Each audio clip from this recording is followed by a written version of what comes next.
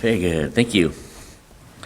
Guess another announcement, because I don't want to overshadow it with Brent's announcement, but obviously today is my wife's birthday, and thankful for her addition to myself and our family, and certainly this church as well. I think my daughter said that it's on Facebook of her exact age, but so if you need to know, you have to go there to get it.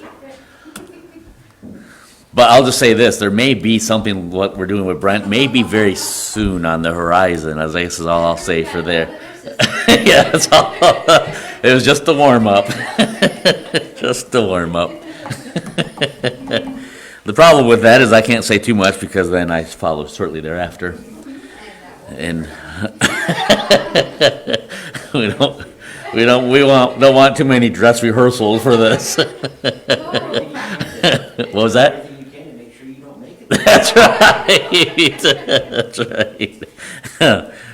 Well, this morning we are going to be in Numbers chapter 20 as we continue on with the children of Israel.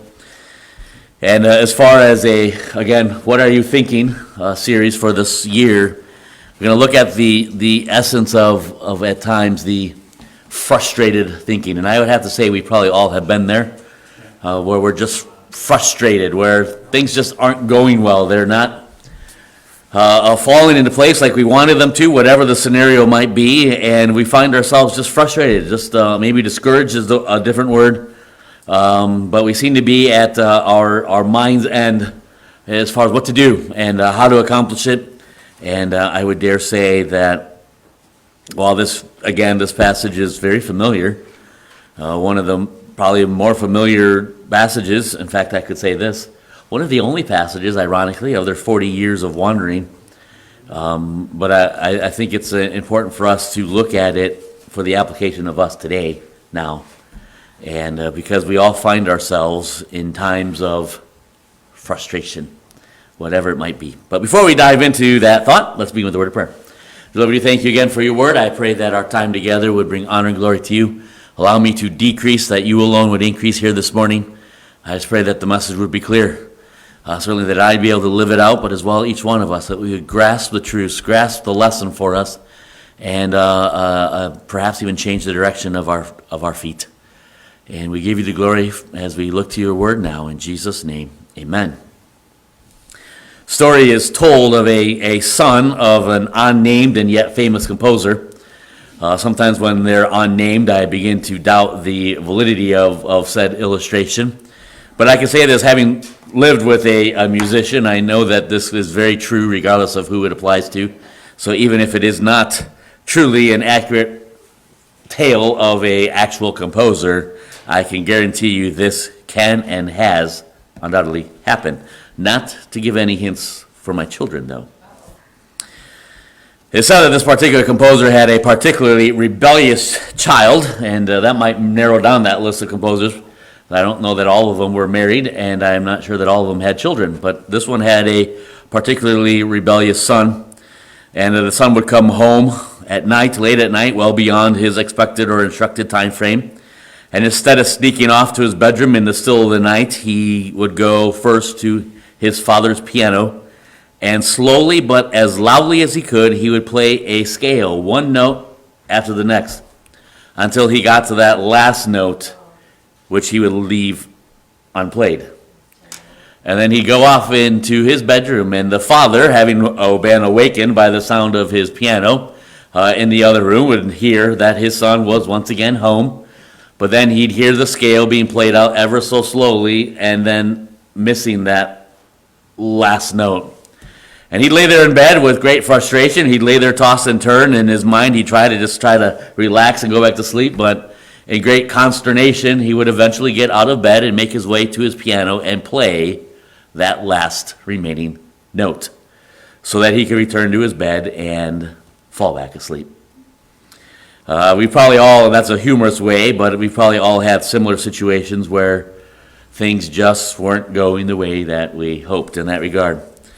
Funny story is told as far as frustration goes, and certainly not supporting gambling, but it would be sort of funny for my daughters to remember this when they're on the airplane. If you ever flown, you know that you can have the greatest experiences and the worst experience, perhaps even in the same flight. The person that you're sitting next to or behind or in front of has a lot to do with the, is the word enjoyability? The enjoyment of the flight. And well, here's a story of two that wound up complete strangers, wound up side by side on a particular long flight. A computer programmer and an engineer. And I don't know what the significance is of their professions, but nonetheless, a computer program and an engineer. The computer programmer looks to the engineer and asks if he wants to play a kind of a fun game. Not very hard, but it could last for quite a while if they'd like it to. And it'll be kind of fun. And the engineer was rather set to enjoy some sleep on the flight. And so he just nodded and said no, and he turned to the window in hopes of catching some sleep. The computer programmer kind of nudged him and said, well, let me tell you the game. Maybe you'd be interested then. And he explained that it would be such that this guy, the programmer, would ask the engineer a question, a random question. If he knew the answer, the question asker switched. If he didn't know the answer, he would have to pay the asker $5. And then they would switch. And so it would kind of be a way to kind of stumble each other. Here there are two well-educated men on a long flight. Let's see how this works out by the end of the flight. Who winds up being the smarter one of the two, and obviously it will cost them some money. Well, the engineer hears the plan of the game and still nods his head, shakes his head, and says no, he really would prefer to just go to sleep. So he again turns to the window and tries to doze off again. The computer programmer, frustrated, probably extremely bored, nudges him again. He says, all right, I will change the rules. He says, if I ask the question and you don't know it, you pay me $5. When it's your turn to ask me the question and I don't know it, I will pay you $50. Well, suddenly the engineer says, well, you should have started with that statement. Well, yes, we'll go with this. And so the computer programmer asks the first question. What is the distance of the Earth to the moon? The engineer, without missing even a hesitation there, pulls out his wallet and gives him $5. No idea. All right, now it's his turn. So the engineer asks this question. What goes up a hill with 3 legs and comes down with 4? The computer programmer thought for a little bit. Couldn't come up with an idea. He said, well, you give me a minute to try to think this through. He's like, take all the time you want. And the engineer turned back to the window and fell asleep. So the computer programmer, he gets out his computer, his laptop, and he's trying different things and trying to figure this out scientifically. What goes up the hill with 3 legs and comes down with 4? And he can't find an answer anywhere. So he is able to kind of log onto the internet service on the airplane and sends an email to all those coworkers back on the ground to say, hey, here's this thing. It's going to cost me $50. Can you help me out? What goes up a hill with 3 legs and comes down with 4? And all of his friends there on the ground, no idea. He's able to figure out how to get into the Library of Congress and examine some works there to figure out, well, there's got to be an answer to this. What is the answer? The engineer's sound asleep, so he's got all the time that he wants. He's searching and looking. He cannot find an answer. So finally he pulls out his wallet, gets out $50, nudges the engineer back awake and says, I give up. Here's your $50. So he says, now it's my turn to ask the question. He's like, so what is the answer? Without missing the beat, the engineer pulls out his wallet again and hands him $5. Oh, no. You got a nap. A great way to play a wonderful game, get a nap out of it, and make $40. I guess is how that all worked out for him. We've all probably have been there, certainly not in an airplane with a computer engineer probably sitting next to us or a computer programmer. But frustrations from jobs, from politics, from finances, from health, frustrations perhaps even at times among friends, certainly among enemies, frustrations even in ministry and our service to the Lord, frustrations in things, even recreation sometimes. You ever found yourself getting discouraged? I've never played a game of golf in my life other than miniature golf, but I've heard that golf can be refreshing and the most frustrating thing ever. It's amazing how frustration can hit us in all facets of our life, even when we are doing our best to avoid it. This next passage is a pivotal breaking point for Moses. And in this Numbers chapter 20, just looking at the first 13 verses, we have the illustration of Moses, and I'll give you the details of it. We know this. This is when he's told to speak to the rock, and he strikes the rock out of frustration. And I think there's many lessons for us to learn. Probably you've heard sermons from this very passage before, and many applications for us to learn. But the first question I want to ask us, just kind of fill in the context, do you realize that from the last time we were here, we were in chapter 18 last week. Chapter 19 is just about sacrifices and the laws in that regard. Last week, as we were looking at chapter 18, recall they had just attempted to, they had sent the spies. They came back with the report. 12 men went to spy on Canaan. I'm not going to sing the song, but 10 were bad and 2 were good. And the whole group has changed their mind, and they decided that they're not going to do it. They can't do it. And God judges them and says, hey, because you won't trust me, you're going to be wandering for 40 years. And then that very next morning, they decide that they're going to try to go anyway. And with that on the agenda, either we go into the promised land or we wander back in the wilderness for 40 years. Let's just go do this thing that God's called us to do. But they didn't take Moses, they didn't take Aaron, they didn't take the ark with them, and obviously they met instant defeat as they're chased back out. And so they begin their 40 years of wandering, and we have then Korah rising up in argument against Moses, and then the very next morning we have the congregation rising up against Moses, calling him and Aaron as murderers. And time and time again, God declaring that he's going to wipe them all out, and time again, Moses and Aaron standing in the gap between God and the people. That all happened within, we could say, the first 3 years of them leaving Egypt. When we come to chapter 20, we are now in the 40th year.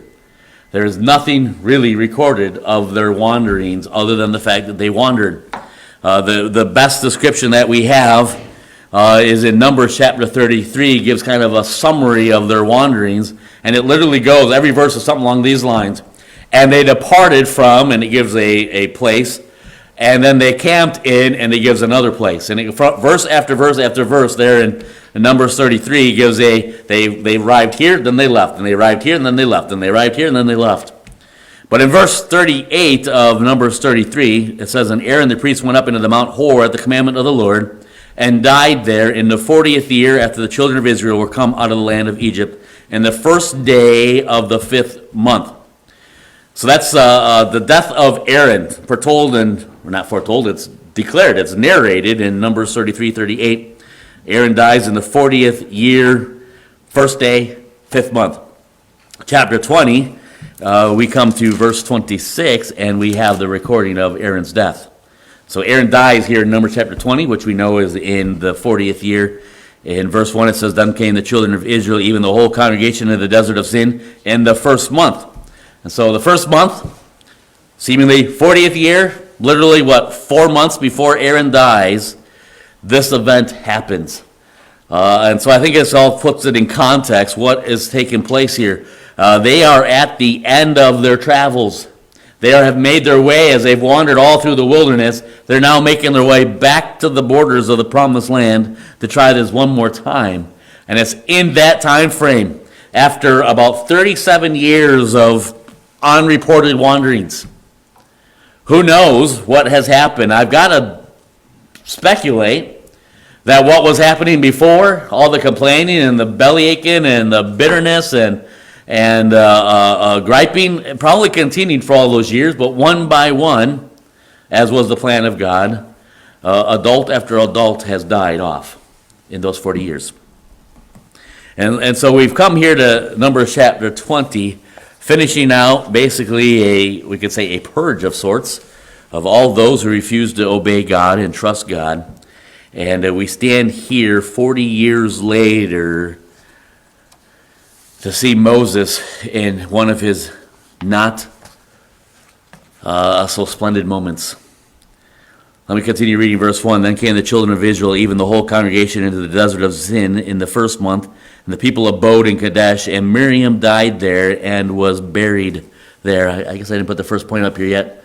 We have the contagion in frustrated thinking. You know what is interesting about frustration? Many times the things that frustrate us, in and of themselves, probably wouldn't have frustrated us if that was all that we were dealing with. You follow what I'm saying?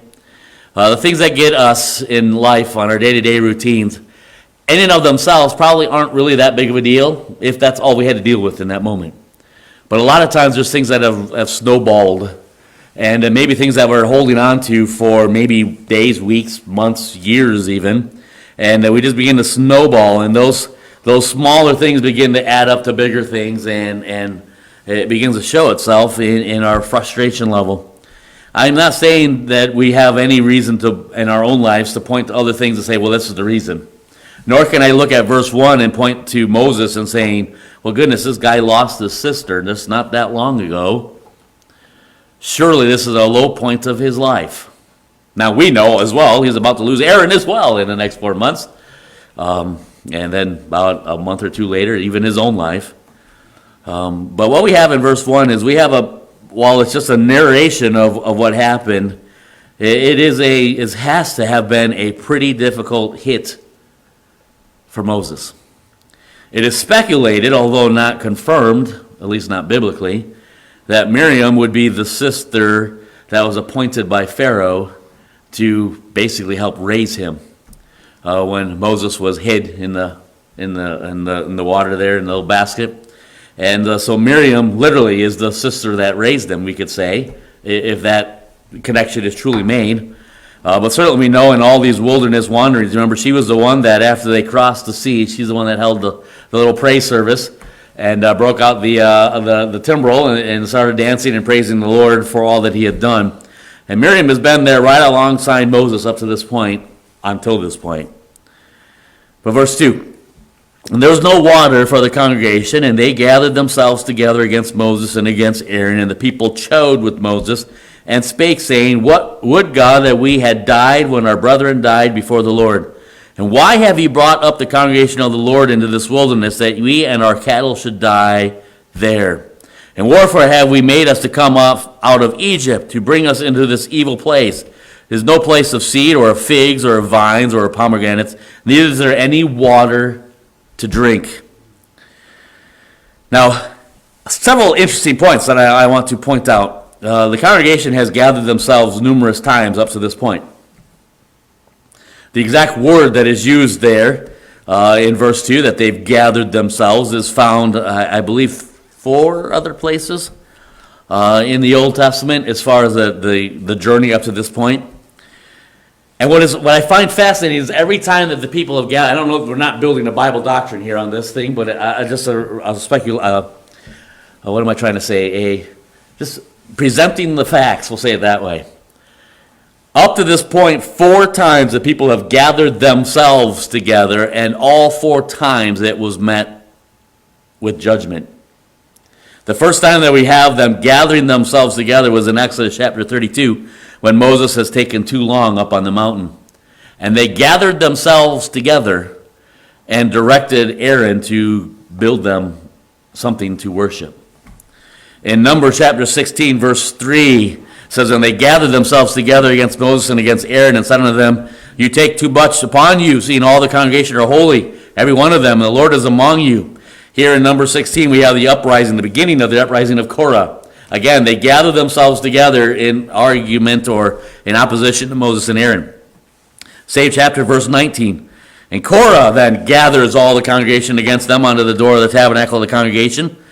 And again, this is when death is just about to happen on the horizon. Later on in that very verse, if you recall, verse 41 says, But on the morrow, right after the death of Korah and the other 2 families that are involved and the 250 men that are standing there with torches, on the morrow, it came to pass the whole congregation again gathered against Moses and Aaron, and that's when the plague hits. And here we have some 37-ish, 38 years later, the next recorded time, it says the people have gathered themselves together, and again, it was for no good at all. Now, I'm not trying to jump into political scenes, but it seems like our government for the last about year has been telling us not to gather together. Certainly we have this. I don't think that's the application we should be taking. Don't gather together, because things get bad when you gather together. It seems like the political statement of today, it certainly was a not very good statement of them back then. But I'm thankful that we can gather together today for the cause of our Lord instead of the cause of ourselves. It says in verse 3, And the people chode with Moses and spake, saying, Would God that we had died when our brethren died before the Lord. We could literally say when our fathers and our mothers and our aunts and our uncles and our grandpas and our grandmas died before the Lord. And why have you brought up the congregation of the Lord into this wilderness that we and our cattle should die here? And then it's fascinating to me that they even say, why did you bring us up out of Egypt? The only people that are alive at this moment that were still back there even at the time where we literally last left them, leaving the promised land with the realization that they can't take this at now because of their belief in a lie. We only have Moses and Aaron and Joshua and Caleb. Now Miriam has now just passed away. And the children that were alive at that moment. So the children now are 37, 38, up to 40 years older than they were at that point. Many of them had never even been in Egypt. Many of them never knew Egypt other than from the stories that had been told and replayed to them. Many of them were too young to even remember what happened the first time they tried to go into the promised land. Many of them don't recall the previous time when they cried out for water because either they weren't born yet or they were too young to recall that. But it's amazing to me that for the children of the complainers, the children of the murmurers, here they are literally almost word for word with what Mom and Dad said some 40 years earlier. And so as we consider the contagion, I think I have that on this. Are they repeating words? It could just be that they're repeating the words that they heard from their mom and dad. Very possibly their very last words of their mom and dad. Could you imagine as I complained to Moses, why'd you bring me out here to die? And then God says, because you have that kind of mindset, you are going to die. Your carcasses are going to drop here in the wilderness. Can you imagine as I'm breathing my last breath saying, perhaps even still in a murmuring fashion, why did Moses take us out here to die?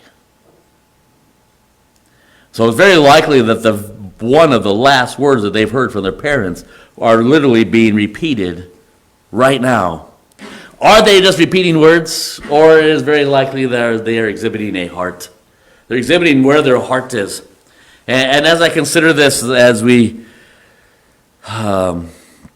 examine our own hearts for frustration and how often we deal with it incorrectly, are we exhibiting a heart condition, or are we just merely repeating words? I don't know that there's a correct answer for that, because I think sometimes it's one or the other. But the truth is, I think we need to look at the why. We don't know the why, we don't know the basis here in Numbers chapter 20, but I think that we could look at our own hearts and say, sometimes I get in such a routine that in my mind I'm not even thinking anymore, and I'm just saying the same thing again and again and again. It's my same response that I've done again and again and again, because I've never considered, I've never looked at it, I've never contemplated what it is that I'm thinking, what I'm saying, or why I'm saying it. So there's the contagion. Be cautious with our frustration. It may be that the children or grandchildren are picking up on it. And it may be that they will be repeating our very frustration in the words that they say years later. But as well, examine our hearts, because that's even more important. Why is it that we are always getting frustrated? Look at the challenge in verse 6. And Moses and Aaron went from the presence of the assembly. It's not recorded here, but let me put the word again. Under the door of the tabernacle of the congregation, they fell upon their faces, and let me add that word one more time, again. And the glory of the Lord appeared unto them, and I could add that same word in there one more time, again. We have a challenge that is set before us as Moses and Aaron go before the Lord one more time for the children of Israel who are complaining about their circumstances, who are not content with where they are, who are coming to God in disagreement of what God is doing in their life. And Moses and Aaron one more time, and who knows how many times it's already happened in the last 38 years that we don't have recorded for us. They're doing it again, saying, Lord, what shall we do? Now here's the challenge for our first challenge. I have there for A. When I am in the midst of frustration, will I still go to my God? I can't imagine what it was like for Aaron and Moses. I can't imagine what it's like to have to deal with people who are constantly complaining. I can't imagine when they're dealing with the next generation, and the very next generation is complaining just like the last. I've got to think, as humanity speaks, I've got to think as a man that Moses and Aaron have had to have times where they've said, really, enough is enough, just stop already. But in our time of frustration, where do we go? To whom are we going? Do we still go to our God? I know there's going to be a failure here in a moment, but I love the fact that Moses and Aaron still respond correctly at this moment as they go again to their God to beseech God. What's next? Verse 7. And the Lord spake unto Moses, saying, Take the rod, and gather thou the assembly together, thou and Aaron thy brother, and speak ye unto the rock before their eyes, and it shall give forth his water. And thou shalt bring forth to them water out of the rock, so that thou shalt give the congregation and their beasts drink. A second interesting aspect about this. In previous attempts, a common response of God, and it involved usually two words, how long? How long will I deal with them? Moses and Aaron, separate yourselves, because I will destroy them. For how long will I go with them? And here it seems to be absence of that. God doesn't ring out in rage. He's not responding in anger. He's not responding in, I'm going to bring judgment upon them. He literally tells Moses the key to the solution. You take your rod and you go out to this spot and you go to that rock and you speak to it, and water will come out and they will have plenty to drink. There's no hint of judgment. There's no hint of God's anger of trying to destroy them or wanting to destroy them, as he has said in the past. And so in the midst of the frustration, sometimes, as I have for number B there, or letter B there, are we waiting for God's mercy? Do we wait for God's mercy? Or are we jumping? We're concluding things that shouldn't be concluded. Are we assuming things that shouldn't be assumed? Or do we wait for God's mercy when things aren't going right for us? Are we waiting? Or are we leaping? Are we waiting or are we running? Do we see God's mercy? Do we see his hand? Or am I so consumed with the moment that I've lost sight of it? Continuing on, it says to speak to the rock. Has that idea of a command, something like, it would be something along the lines of this. This is not necessarily what Moses said, but the word there that is used has something along these lines. Moses was supposed to say, go to the rock with the rod and say, by the power of God, I demand that you bring forth water. It is a word that has the idea of not just speaking. He's not quoting the Pledge of Allegiance to this rock. He's not just quoting, boy, today's beautiful and out comes water. The word that is used there is ultimately that Moses is supposed to go to this rock and ultimately demand that it bring forth water. And in that demand, God promises that he will allow water to flow from out of this rock. Well, you know what I find fascinating about my God? Perhaps what I find, if I could use the word frustrating, about my or our response to our God is how often we try to put him in a box. How often we try to squeeze him, the God that we cannot fathom with our own finite minds. We try to squeeze him into something that we can fathom, and we put him in this little box that works for us. It fits it fits my theology and my ideology about who God is, and we run with it. But you know, the challenge here is not to fit God into a box. Previously, strike the rock. This time, demand verbally that the rock bring forth water. But last time you said, no, this time and a lot of times I think in our own lives we become frustrated because we're too impatient with our God, and we expect our God, well, you did this way last time, therefore you have to do it this way this time. And you're not doing it this way this time, so I'm kind of lost in a puzzle here, and I don't know what's going on. Hey, don't put God in a box. Sometimes he asks us to do this, sometimes he asks us to do that in the exact same scenario. We've got to be patient, but we've got to be obedient. Verse 9, and Moses took the rod from before the Lord as he commanded him. This is interesting. This surely is not the rod that we know that budded from, called Aaron's rod. This is surely not that. But for whatever reason, Aaron's or Moses' rod is also before what we'd assume would be the ark before the Lord. And so Moses' traditional rod is now also laid up. It is somewhat believed by scholars, much smarter than I, that it's certainly not inside the ark as Aaron's budding rod is, but perhaps it's on display there in the tabernacle as, that's Moses' rod. Moses goes and he takes that rod. What I find very interesting in this regard, kind of a challenge of sorts, of how easy it is to jump to conclusions. Let me ask you this. Why was it necessary that Moses have his rod? He's not going to use it. God hasn't said, take the rod and strike the rock. God hasn't said, take the rod and wave it in the air. God hasn't said, take the rod and knock it 3 times while you're speaking. God has said nothing about the rod except go and take it. And so Moses is gone and he's taken his rod, but the command from God had nothing to do with the rod other than having it in his hand.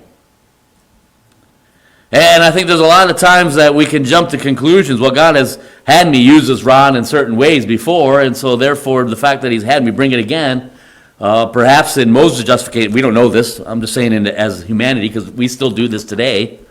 Well, I have this, God provided this for me, and therefore I'm going to kind of assume here that with this, I'm supposed to do this, and here's the end result. Here's what I'm supposed to be doing. And we jump to conclusions. My wife is obviously an excellent cook in our home. And I know growing up I did a lot of cooking and baking. And since then, since I've been married, not too much, Josiah and I, on the first Thursday of November, our one time, is a Men Make Dinner Night, National Men Make Dinner Night. And I found that a few years ago and thought that'd be hilarious to see what the two of us could come up with. And we've come up with a theme every year since then at the first Thursday of November. And we usually have a certain dress code that we all wear. And we come up with a recipe that we have not had before. And Josiah and I try it out. And I think there's been I can say this, I think there's been some that, we either flopped or that recipe wasn't that good. Or there was some that I think they were pretty good. I can say this, I don't think there's been a single recipe that my wife has ever made after us.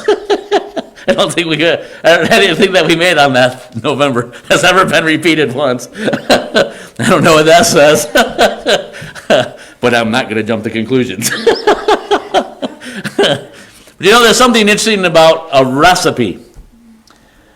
It's amazing when you have the list of ingredients, then you have the steps below, and there's a lot of times that as they word it, and this seems like sometimes, at least recipes, and again, I'm not well-versed in recipe reading, but in the recipes that I've read, they're kind of slow, and it's almost like they're setting you up for failure, because they'll say, mix all these ingredients together, and so you do that, and maybe it's on heat or not in heat, or you bake it for a little bit, or whatever the detail, but you put these together, and you do whatever it says. And then the very next words will say, mix this, and this together.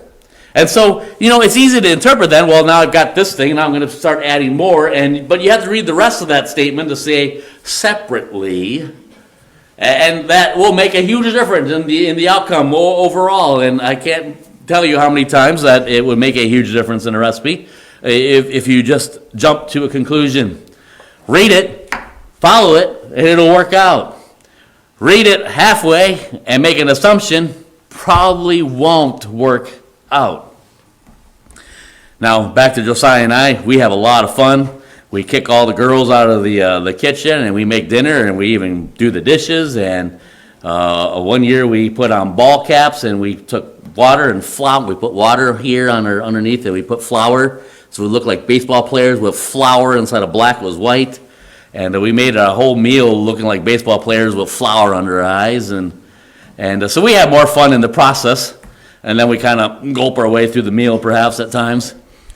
But the truth is if we jump to conclusions when it comes to our God, I can almost guarantee you in all cases we have concluded incorrectly. And a lot of times I think our frustration is simply that, as letter D there. I've jumped to a wrong conclusion and I wasn't even near the recipe. I wasn't even near the right direction. I wasn't near what God really had for me. I was in the wrong ballpark altogether. Verse 10. And Moses and Aaron gathered the congregation together before the rock. They said unto them, Hear now, ye rebels, must we fetch you water out of this rock? Must we fetch you water out of this rock?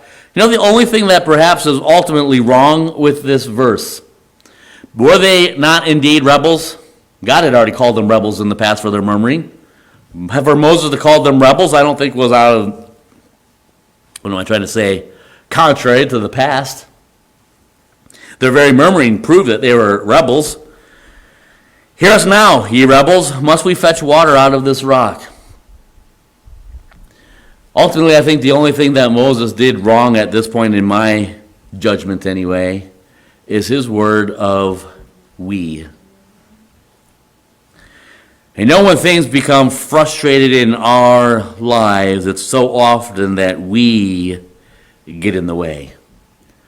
When I am frustrated, when you are frustrated, I think we'd have to admit, probably for all of those points, but when I get frustrated, the problem of the frustration is I've put myself in the way of my God. And the easy solution is just for me to step out of the way and let God do what God's going to do. But I am frustrated ultimately not because of my environment, not because of my surrounding, not because of the decision of others, not because of murmuring children of Israel. I am frustrated because I have put me there. And my focus is on me. Must we do this for you? It was God that was going to do this. It wasn't Moses that was going to do this. But in Moses' eyes, and again, we don't know what has happened the last 38 years. I have got to think that it started and continued, and now we catch back up with them in year 40, and it's still obviously the same way that it was some 40 years ago. And I've got to think that that has continued consistently all the way through.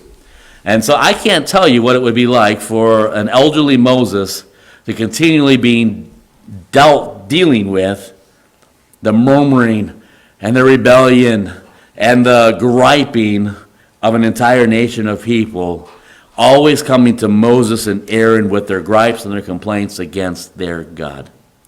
I can't even fathom the frustration level that they must have felt from a past 40 years. But that does not justify Moses standing in the middle. That does not justify Moses saying, must we do this? It would have been justified to say, do we need God to show himself one more time before you will trust him? That would have been a pleasant way of kind of striking them right between the eyes. Must we have God provide for us again before you will truly trust him? Before you will truly acknowledge him? Before you will truly go to him first? Before you will stop complaining about this now? Must God do this one more time? That should have been his response. And I think he would have been justified for that response. But instead, his response, and I can't point any fingers at him more than I can point at my own heart. How often when we find ourselves in those moments, we step right in the middle of it all, and it's all about us. Why me? Why now? So the challenge here is in the midst of frustration, will we step out of the way? It's not about us. It's not us. It's not you, Moses. But it's not us either. Verse 11. And Moses lifted up his hand, and with his rod he smote the rock twice. And the water came out abundantly, and the congregation drank, and their beasts also. The fateful end ultimately of Moses and Aaron, the rock is struck twice. It's amazing to me that water still comes out.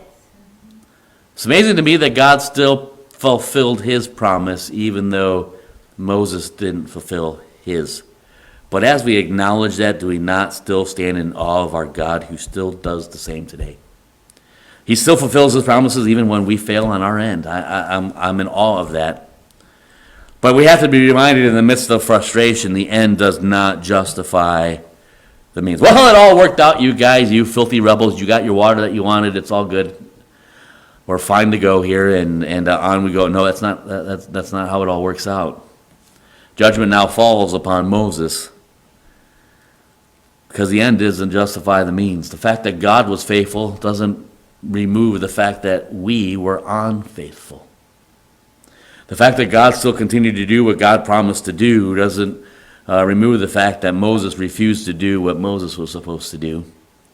And the same still falls in our life. Now, we're not the children of Israel. We're not in the Old Testament time frame. We're fortunately on this side of the cross, and God deals with us differently. I'm thankful for that. But I think there's so much that can be applied to us today. I think there's so much that can be challenging for us today. But look at verse 12. Not only do we have the contagion, now we have to remember, are we repeating words or exhibiting a heart? I don't know. It could be either one.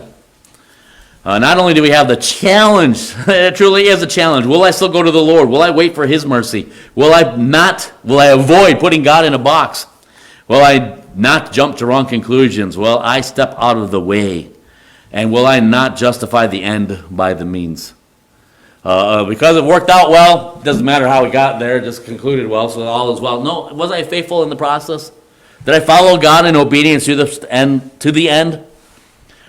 Or am I just taking credit for the fact that God still did what God did, even though I completely failed all the way through? I'm still responsible for me. But lastly, what was the cause? I find this truly challenging. What was the cause of it all? Look at verse 12. And the Lord spake unto Moses and Aaron, because, there's three things here. Because you believed not to sanctify me. Number 2, in the eyes of the children of Israel. Therefore ye shall not bring this congregation into the land which I have given them. Verse 13.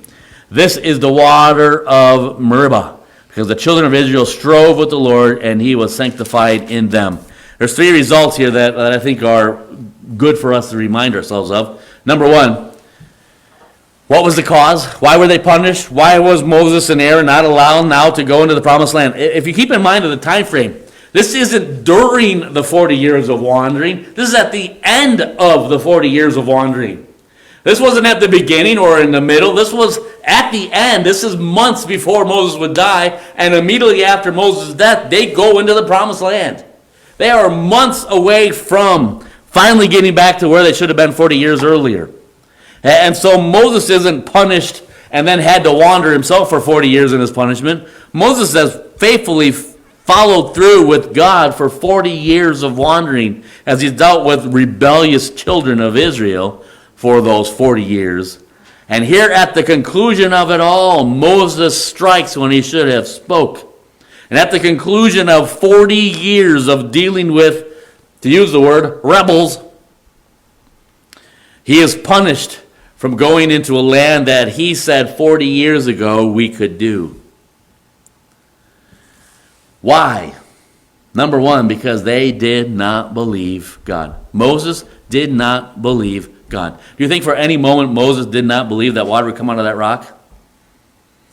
I think Moses truly, he had done it before. He had seen water come out of rocks. He had seen God do miracles before. I fully believe in my heart that Moses had great confidence that God could once again provide for them as he had done repeatedly in the past. I have no questions on that, personally. What is evident, though, is that Moses refused to believe God in doing as God had commanded him to do. And sometimes it's easy for us to say, well, I believe God, I have faith in God, I know he's going to work this out, but we refuse to. We have a lack of faith in simply obeying God in the steps that he's called us to take. Faith is a word of action, not just a word of words. Faith requires action. Faith is an action of obedience. Obedience in action. The list of heroes of the faith in Hebrews chapter 11 are men and women who didn't just say, I believe in God, and I believe God will do this. They're men and women who stepped out in obedience and did what God said to do, even in challenging times. What would it be like for Abraham to offer up his one promised son? You've got one son. And I've told you you can be the father of many nations. Now go and offer that one son before me. Whew. I believe you, God. I believe that you are God. I believe that you are a good God. I believe that you are a merciful God. But I can't do that. He would not have been listed in Hebrews chapter 11 except that he took a 2-day journey to the top of a mountain to exactly where God told him to, exactly the time frame God told him to, with his son and some kindling and the means for a fire with the very purpose of sacrificing his son. Why? Because God told him to. That's what faith is about. I can't believe what it would have been like to leave a home and wander to a place and God's not going to tell you where to go. I believe it was my grandparents, my dad's parents, I think, for their honeymoon. I think they just left. They headed south and didn't have a destination, if I recall. I think they just decided, well, wherever we stop is where we're stopping. I think they wound up in Louisiana or something like that, if I recall. New Orleans, yeah. And so that's where that was their honeymoon. Let's just get in the car and go. And I think sometimes my wife fears that I'm going to become too much like my grandpa at times. Let's just get in the car and go. Let's see where we were driving the other day. Josiah says, "Hey, Dad, where's that road go?" Turn to the left. Let's go find out. I have no idea. We'll find out. You know, the truth is there are times we have to acknowledge that God says very clearly, here's what you need to do, and yet in our minds we say, well, God, I believe you, but I can't do that. It's literally what Moses did here. I believe he truly had complete faith in God that God would provide water. I don't have any doubt that Moses doubted that fact. But Moses did not have enough faith to obey God in all the steps that God called him to do. Number one, you did not believe me. Number two, this is humbling. You did not sanctify God before others.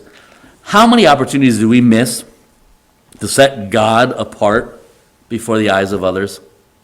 How many opportunities do we have where we become tunnel visioned on the murmuring, on the complaining, on the situation, and we completely leave God out of the equation?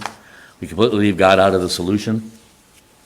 And those around us, maybe coworkers, neighbors, friends, family members, they miss out on the opportunity to see God do what only God can do in a way that God can only do it, simply because I have not set God apart in my own heart so that he can be set apart in their lives as well.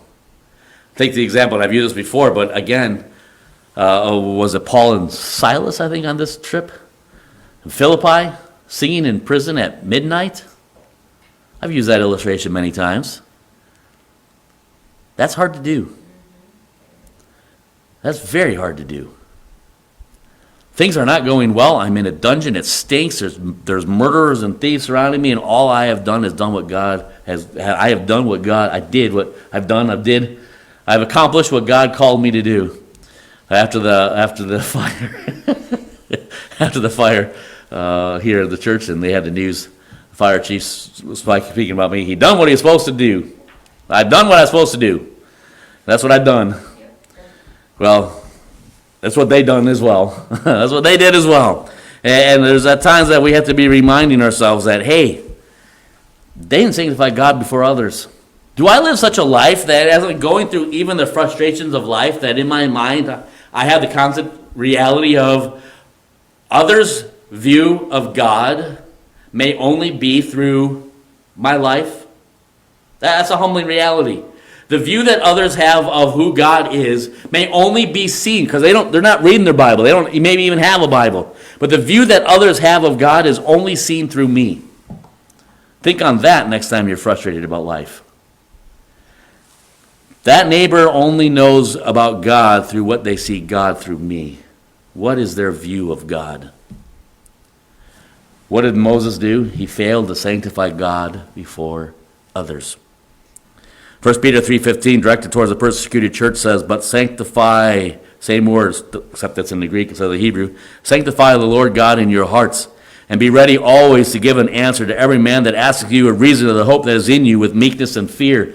Even in the midst of persecution, persecuted church, live out such a life that those that surround you, who are wicked, who are rebels, who have denied God, live such a life that they can see me in you.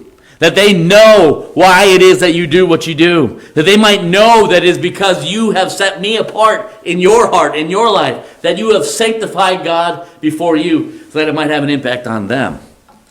Moses, you failed in that way. But in verse 13 here at the very end, kind of a last point. This is the water of Meribah, because the children of Israel strove with the Lord, and he was sanctified in them. This spot, this rock, this water, this very place would forever be known. In fact, even so today. It's recorded for us, for today. This spot is still known by this name, which means strife. For the rest of time, wherever that rock is, will always be known as this moment right here, right now. Moses, you failed, and forever this place will be called, and ultimately to point out your failure before a rebellious people. What a horrid reminder of our own failure. Who's thirsty? I'll go back to that water of Moses, strife. I can't imagine what that was like. But it's because they forgot the cause. They misunderstood the reason. Moses, obviously he did something he should not have done. But before we wag our heads or shake our heads and wag our fingers, however that phrase goes, before we cast judgment upon Moses for his failure, I trust we can look at our own hearts and lives and ask ourselves, when I'm frustrated, what is my response? What do I do? Am I still believing my God? I'm not asking, do you still have faith in God? Do you still believe there's a God? That's what I'm asking. Do you believe him enough that you will obey him even though it's hard? Even though it seems impossible? Even though it doesn't make sense? Even though nobody else is? Even though, and you fill in whatever the reasoning is, will you still believe God? Will you follow him in obedience? Will you set him apart that even in the midst of whatever is driving us bananas, that we are living with such an attitude that I want to sanctify God in my hearts, not only because it's, commanded of 1 Peter 3:15 for me today, but as well because we have the example of Moses, who reminds us that as I do that, I have an opportunity to impact an entire nation if I would live this way. And I'm thankful that God doesn't name location. Could you imagine today if we had a location for every failure we had and it was named? God named it based on that failure. Been here now 19 years. In fact, this is the first Sunday of February.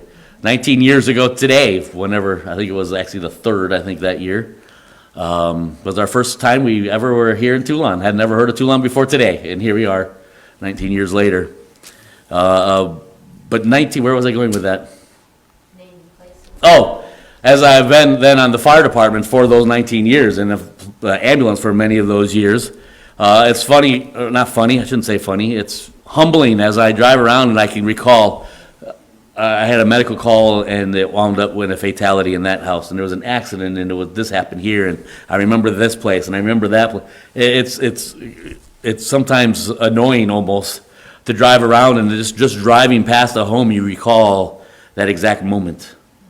You drive past an intersection and you recall the last breath of somebody before they pass into eternity. And as 19 years of going through that, there's a lot of corners, there's a lot of houses, there's a lot of circumstances that I've been a part of in those 19 years. But could you imagine living out a life that every failure that I had, God named the place to remind all of humanity of my failure?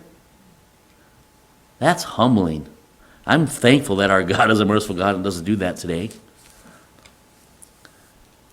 And I stand humbled as I realize how if we were in Moses' shoes as we live today, we were there then, that water of Meribah may very well have been named because of my lack of obedience. Do you get that? Do we understand that? Do we, as the New Testament says, learn from that? Is it for our ensample that these things are written for us? May we learn. Let's pray. Lord, I thank you again for your word. I thank you for the example. Certainly a familiar passage, certainly one that we probably have all heard before many times. But I do pray that we be challenged by the reality of how do I handle frustrations in our life? We all do. There are things probably right now in each one of our hearts and our lives that, frankly, are frustrating. We just wish they weren't going that way. But I pray that we be reminded by the example of Moses that there is a way to still get through this and glorify you. And there's a lot of things that need to be done. There's a lot of steps that need to be accomplished, but there is a way that even in the midst of this, that you can be glorified. And probably one of the bigger ones is we simply need to remove ourselves out of the way. We need to stand in awe of you and follow in obedience regardless. Regardless of what the cause is, what the means is, what the environment is, what the ultimate underlying situation is, that we will still have a faith in you and follow in obedience because of you. Sanctifying you in our hearts so that those around us may be impacted, not by us, but by you. And I pray that you'd give us those opportunities here this week, realizing that by asking that, we're asking for frustrations. But I pray that we'll be able to live those out victoriously before others for your honor and for your glory. In Jesus' name, amen.